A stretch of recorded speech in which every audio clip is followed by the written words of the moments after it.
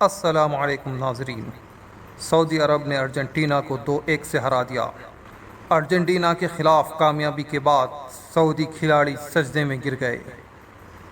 کیا ہے پوری ڈیٹیل بتائیں گے آپ کو اس ویڈیو میں، مگر اس سے پہلے آپ سے چھوٹی سی ریکویسٹ ہے کہ آپ ہمارے چینل کو سبسکرائب کر لیں اور اس ویڈیو کو لائک کر دیں۔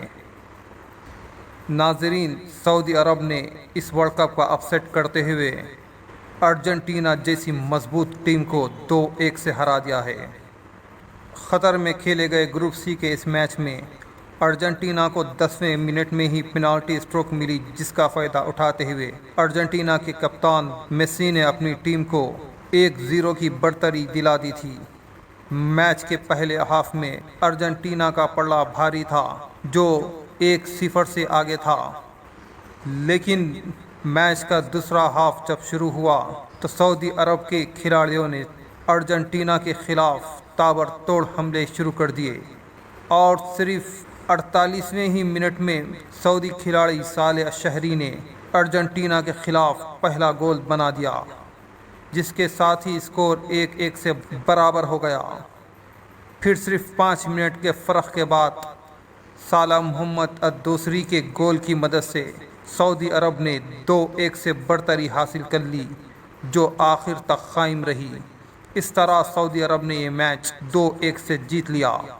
یہ تاریخ میں پہلا موقع تھا جب سعودی عرب نے ارجنٹینا کو ہرایا ہے۔ اس سے پہلے کھیلے گئے تمام میچز میں یا تو ارجنٹینا میچ جیتا یا وہ میچ برابری پر ختم ہوئے، لیکن آج پہلا موقع تھا جس میں سعودی عرب نے ارجنٹینا کو ورلڈ کپ کے کسی میچ میں ہرایا۔